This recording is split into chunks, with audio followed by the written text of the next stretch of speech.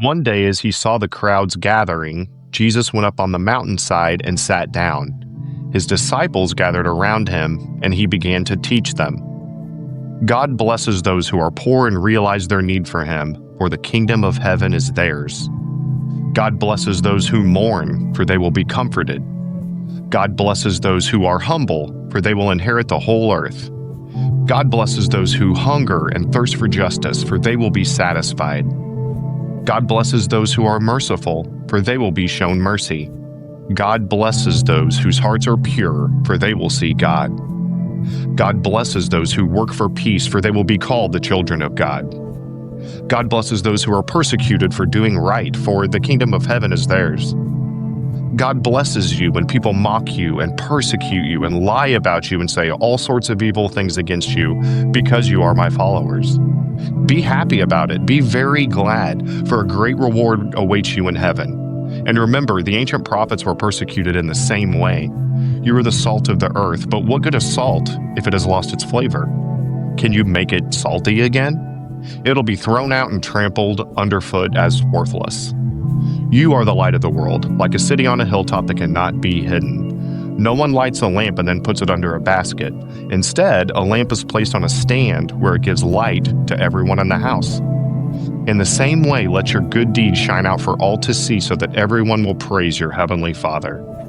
Don't misunderstand why I have come. I did not come to abolish the law of Moses or the writings of the prophets. No, I came to accomplish their purpose.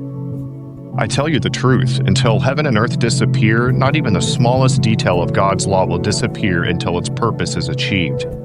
So if you ignore the least commandment and teach others to do the same, you will be called the least in the kingdom of heaven. But anyone who obeys God's laws and teaches them will be called great in the kingdom of heaven.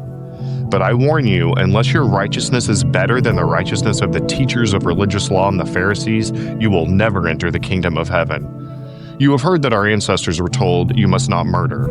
If you commit murder, you are subject to judgment." But I say, if you are even angry with someone, you are subject to judgment. If you call someone an idiot, you are in danger of being brought before the court. And if you curse someone, you are in danger of the fires of hell. So if you are presenting a sacrifice at the altar in the temple and you suddenly remember that someone has something against you, leave your sacrifice there at the altar. Go and be reconciled to that person. Then come and offer your sacrifice to God. When you are on the way to court with your adversary, settle your differences quickly. Otherwise, your accuser may hand you over to the judge, who will hand you over to an officer, and you will then be thrown into prison. And if that happens, you surely won't be free again until you have paid the last penny. You have heard the commandment that says, "You must not commit adultery." But I say, anyone who even looks at a woman with lust has already committed adultery with her in his heart. So if your eye, even your good eye, causes you to lust, gouge it out and throw it away. It is better for you to lose one part of your body than for your whole body to be thrown into hell. And if your hand, even your stronger hand, causes you to sin, cut it off and throw it away. It is better for you to lose one part of your body than for your whole body to be thrown into hell. You have heard the law that says a man can divorce his wife by merely giving her a written notice of divorce. But I say that a man who divorces his wife, unless she has been unfaithful, causes her to commit adultery, and anyone who marries a divorced woman also commits adultery. You have also heard that our ancestors were told, "You must not break your vows. You must carry out the vows you make to the Lord." But I say, do not make any vows. Do not say, "By heaven," because heaven is God's throne. And do not say, "By the earth," because the earth is his footstool. And do not say, "By Jerusalem," for Jerusalem is the city of the great king. Do not even say, "By my head," for you can't turn one of your hairs white or black. Just say a simple, "Yes, I will," or "No, I won't." Anything beyond this is from the evil one. You have heard the law that says the punishment must match the injury, an eye for an eye and a tooth for a tooth. But I say, do not resist an evil person. If someone slaps you on the right cheek, offer the other cheek also. If you are sued in court and your shirt is taken from you, give your coat too. If a soldier demands that you carry his gear for a mile, carry it 2 miles.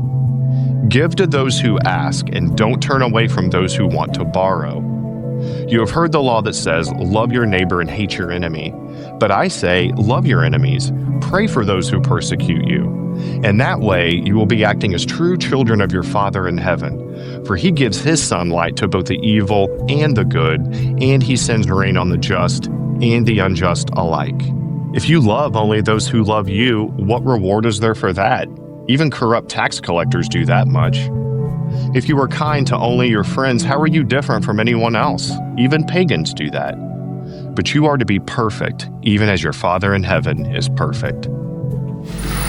Free audio post-production by alphonic.com.